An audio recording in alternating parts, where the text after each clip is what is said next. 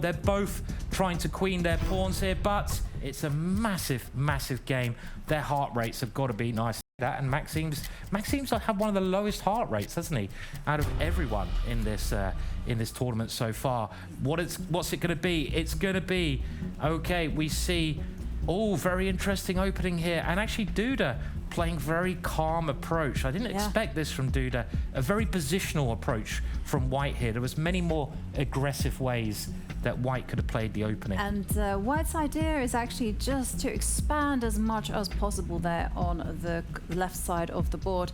And there we see Duda actually making a trade of pawns, but he's going to continue with his plan. He's going to push that c pawn, he's going to put his rook on the open line and claim that White is better. Yeah. I know, because I play this with White myself. You do? Oh, right, okay. So is it called the speckled egg? No. Well, it's not. Okay. I know there's some... Basically, if you talk about the opening, which we're in now, there's something like 1,700 different openings, different ways you can set up your pieces at the start. Obviously, chess is an ancient game. A lot of them have been worked out now, and they've got some crazy names. And the speckled hen is a name of one such opening, but I don't know the name of this one.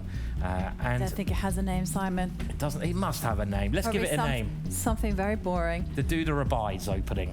No, well, Right? he's not. He can't steal the opening for himself. Anyhow, okay. Well, we see a trade of knights in the center, but it is an interesting decision from Maxime. Maxime doesn't care about his pawn structure. Instead, he's saying, you know what? Let me activate my pieces in compensation. And I don't know, as someone who prefers strategical chess, I'm not that keen on his decision. Yeah, because Black has got this pawn in the middle of the board, which is isolated. And if you can remember yesterday's, yesterday's games, this is actually how Maxime won. He played against Jordan's isolated pawn. But one thing I've noticed about Maxime, he's a player of the new generation of chess players. And the new generation plays in the way that computers play. Computers have, in the last 20 years or so, become stronger than humans. They often give away they often give ugly positions to activate their pieces, and that's what Black is trying to do here. His pawns don't look good, but his pieces are becoming active, and Maxime loves having active pieces when he plays, and this is something, still it seems very close, this position so far. I agree with that, and I really like the Duda's last move, because that rook sitting on e5 was very active, and well, Duda is now following the classical rules, was when you are facing and playing against these weak isolated pawns in the middle, you blockade them and then you start ganging up on them and eventually you start munching. Yeah, and it seems fairly even at the moment. It's very hard to pick a favorite between these two players. They are just such a high level. Both players have all their pieces developed.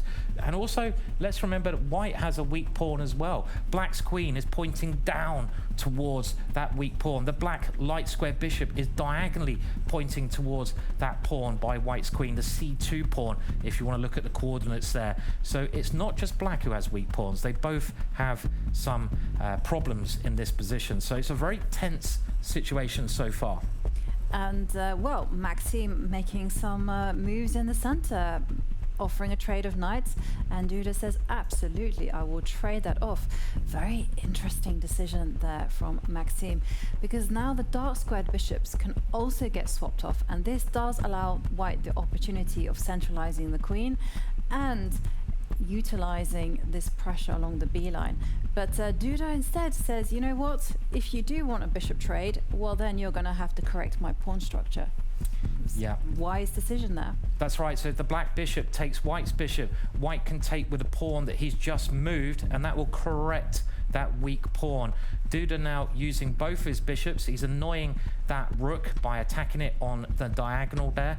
And it does seem to me that White has a nice stable advantage here. I know the valuation bar, the bar on the right hand side, thinks it's pretty even, but it's actually a lot harder for Black to play this. Black can go wrong very easily. So Maxime he's on the edge here, you know, because one mistake and he's going to get knocked out of the competition. He's got to play very accurately. use that reserves he's got to stay in this competition. An interesting move there from Maxim, because he voluntarily traps in his own bishop. White is actually threatening to lift the f-pawn 1 square forward. Can black do it though? Maybe black's and black is going to have to do it. Okay, so but first of all we see a set of dark square bishops leave the board, and here it comes. That bishop has been given some breathing space. But one thing that really does worry me is Maxim's clock time. We've seen him twice lose on time in this competition. Yeah, and he's got to play a little bit quicker, but I like what he's done here. He's going for the white king, play aggressive, and this is what Maxim does. When he gets in a bit of trouble, he really ups his game. He goes full steam ahead, and Duda's heart rate went a little bit in the red there. I think that showed a little bit of fear. I actually quite like black now. I think there's a bit of danger for that king, and look, the black rook is also lining up a bit nearer to white's king, but it's that little oh, this is a very dangerous move, surely. But black has to do something with his bishop here. Or can he sack the piece? No. No, he's not going to sack the piece. You don't really want to be doing that when you only have 45 seconds left. And instead, Duda starts simplifying the position. But this does allow black a lot of activity. And that's why Duda offers a trade of queens. And we're going to go into a double rook ending. Oh, are we going to see an Armageddon? Because this one is looking very equalish. I think there's a lot of play left, though, especially with Maxim's clock time, as you pointed out. He's only got 35 seconds, and white's rook seem a little bit more active there. There you go. The white rook is getting ready to invade into the position. White's actually threatening to win a pawn here, so black has to play passively. I hate putting my rooks on passive squares when I'm in an ending. Look at that last move that black played. The rook goes behind the pawn. I don't like that. And now white can take over the file. Has he done it? Yes, he's taken over the open line. So it's a little bit better for white here. Still, Maxim has to be a bit scared, and you can see the evaluation bar now catching up, I think. The black king trying to come round to defend. Clock times also in Duda's favor here. Yeah. And there you can also see the heart rates flashing. Maxim still very calm at 101 and Jan Krzysztof 114. But there really is only one side that is going to be trying to make some inroads, and that's Duda. And he's considering whether now is the time to mobilize and improve the rook on c2. Can he give a check to the black king and attack some pawns? No, he decides to step this very well-placed rook on b5 back. Yeah, he's rerouting the rook here. They're both now under 30 seconds. I'm fearful for Maxim. Now, as you said, he's lost on time twice, and he's only got 15 seconds left. This is a big danger for Maxim, losing on time. If his time gets to 0, it's goodbye, Maxim.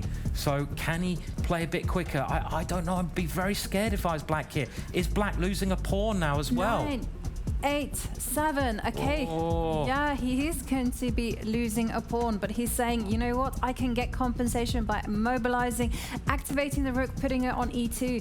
And decision time for Duda. Does he get greedy? And no, he wants to keep control. You've got to move, Maxim. You've got 5 seconds.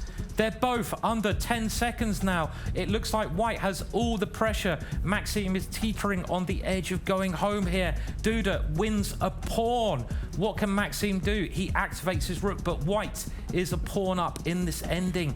There's very good chances to convert this. Maxim, though, is a brilliant endgame player. He's very resilient, and the more pawns that get exchanged, the better for black. And this seems to help black a lot here. Black is now winning his pawn up. It must be heading towards a draw, but the white king diving in, still dangerous for Maxim here. White has actually white's got a great position here. Yeah, I mean, white is actually going to pick up the g6 pawn. It's off the board, and Maxim's hopes for a draw is all dependent on his advanced pawn there on e3, and that's why he's chasing it till the end of the world. But oh, it's a race.